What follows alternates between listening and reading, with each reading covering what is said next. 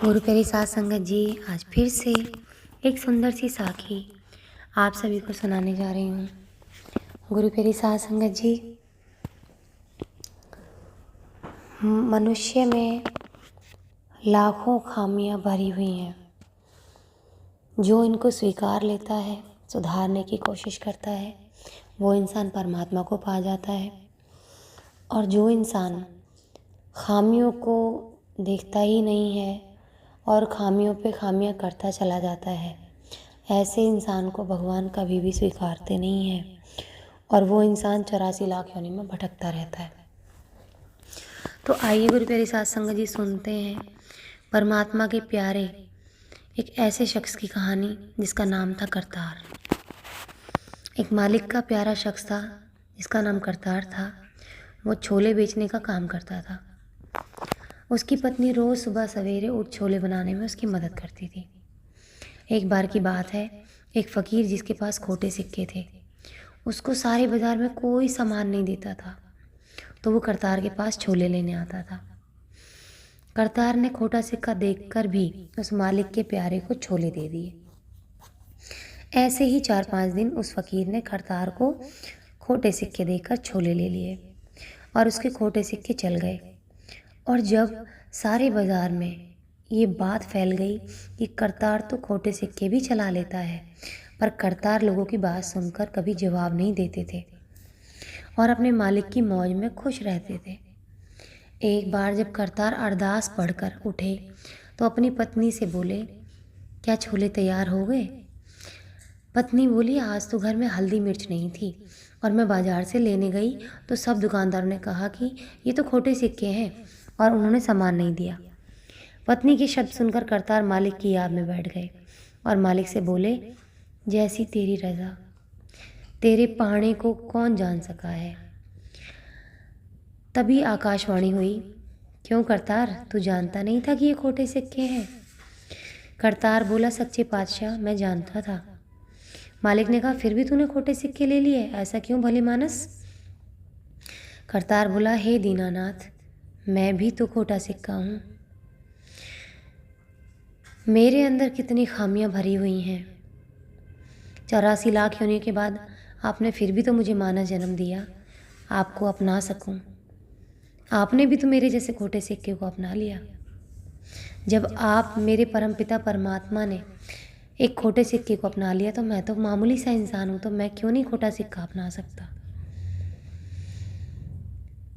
मैं इतना खोटा हूँ, मैं तेरे दरबार में जाऊँ तो मुझे अपने दरबार से तू नकार ना दे। कई बार मुझे डर लगता है, पर मैं जानता हूँ तूने मुझे अपनाया हुआ है। मेरी सांसें चल रही हैं जो तेरी दी हुई हैं।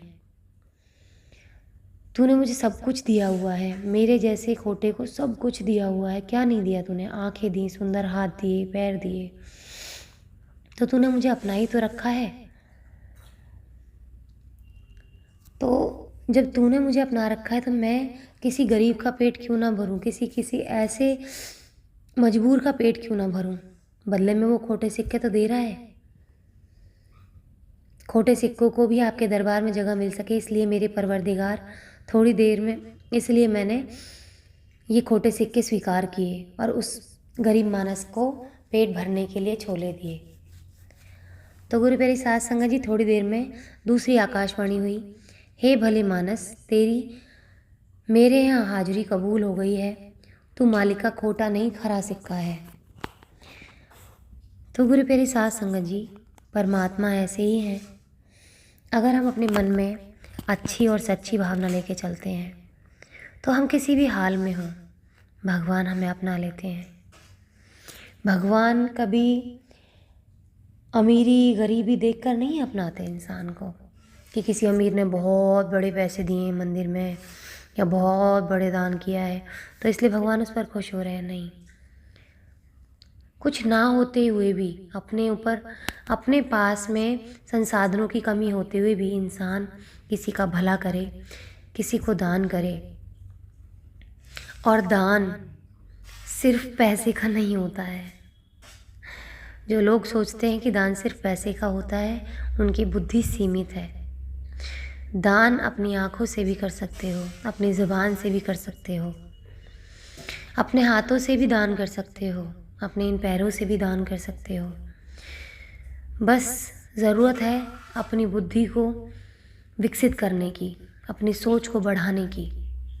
जिस दिन आपने अपनी सोच को बढ़ा लिया, आप परमात्मा को पा जाएंगे।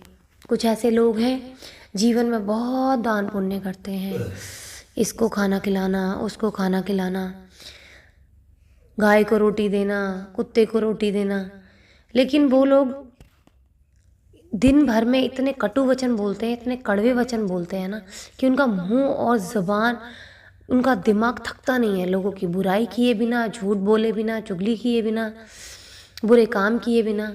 तो भगवान ऐसे लोगों को कभी अपनी शरण में पनाह नहीं देते, अपनी शरण में लेते ही नहीं है ऐसे लोगों को।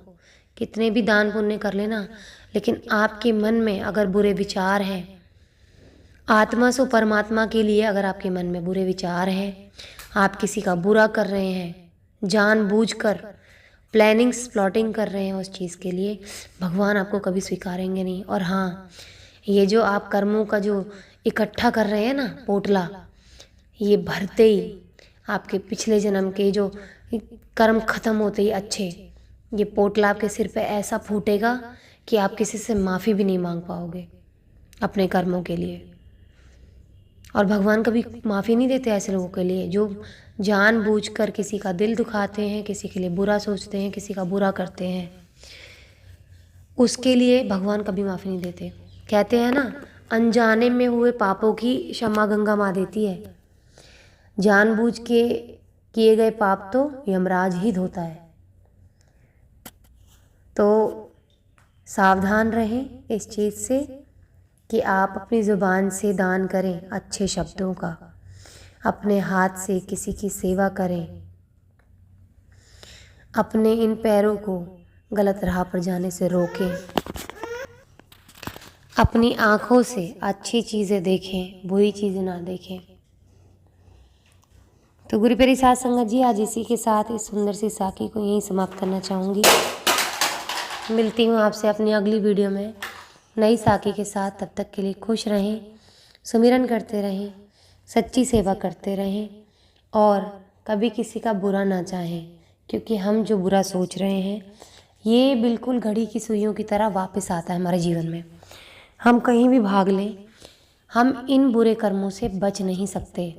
और कोई इंसान सोचता है कि हम बुरे कर्म करने के बाद में भी हमारा अच्छा समय चल रहा है, तो भूल जाइए, ये आपके इस जन्म के कर्म नहीं है, ये पुराने जन्म के कर्म है।